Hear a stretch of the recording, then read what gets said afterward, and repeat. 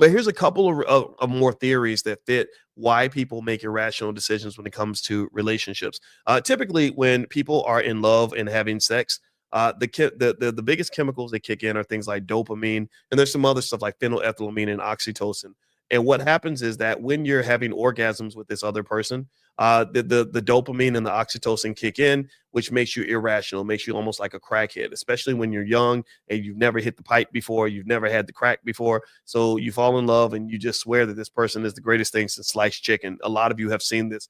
And so what happens is that the dopamine creates, I want to say, three sensations in the person in the relationship. One, there's a euphoria, there's a high, a really good feeling. Number two, there is a closeness. You feel very close to the person, even if it's the next thing you know, you're getting all snuggled up with a cockroach because because the sex is so good.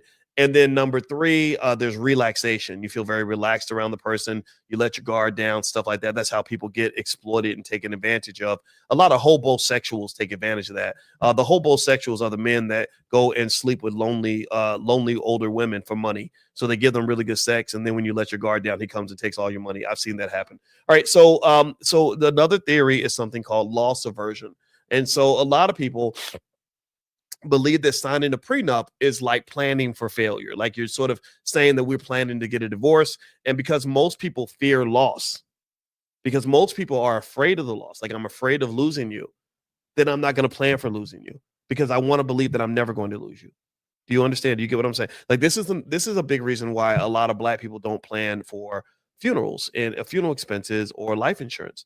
A lot of families have no talks about life insurance because they don't want to imagine mama being dead. They don't want to imagine daddy being in a casket. So because you don't want to imagine your mama, daddy, sister, brother, sibling, child, whatever in a casket, you just block it out. You're experiencing what prospect theory refers to as loss aversion. You're so scared of the loss that you make no plan for the loss. So then when the loss actually inevitably occurs, something like death, then you get screwed financially. Next thing you know, you're on GoFundMe begging the church to help you bury your daddy.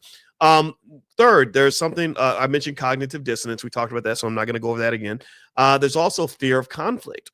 So those who are conflict avoidant, who don't want to have any smoke with their partner, who think about this, a manipulator, if they're trying to get your money, then every time you bring up something like a prenup, they're gonna say, "What? You don't love me? Well, I thought you really cared about me." And then the ladies, y'all are really good at it. You ever see like a really manipulative woman, and she knows, like some of y'all can just cry on cue, and she's like, "Yeah, I'm just so hurt," and we're like, "Oh, I don't want to hurt you. I don't want you to feel bad." And then, okay, we ain't got to do the prenup. So really, gold diggers are really good at this. I think they go to school for this. I think they all go to Juilliard or something. There's like a gold diggers division or something. And so, long story short, the conflict avoidant person in a relationship will not sign the prenup because they don't want to get all the smoke that's going to come back from their partner when the partner realizes that this could actually end, or they actually sense that you might be on some BS. And then the last one is something called the sunk cost fallacy. This is interesting. It says here, after investing emotionally and financially into the relationship, individuals often feel that suggesting a prenup implies wasted effort. So they sort of think that because I've invested so much in this relationship, remember, relationships are an investment. Relationships are one of the biggest investments you'll ever make. We talk about this. I talk about investing all the time. My doctorate's in investing, and I can tell you the biggest relationship you'll ever make won't be money. It's going to be in people, and those should be the biggest investments. Like you invest in people. For example, if you invest in people while you're young, they'll take care of you when you're old. So a lot of older people who have nobody there for them, they didn't invest in people when they were young, largely in many cases because maybe they didn't have time for a relationship because they were so busy serving their corporate master on some job.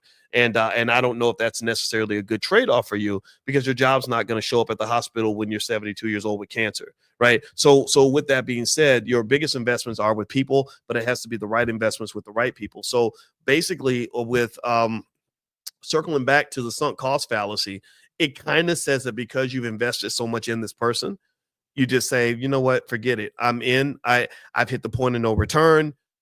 I'm all in, and if it doesn't work out, then I just lose everything. And I think that is just very bad investing.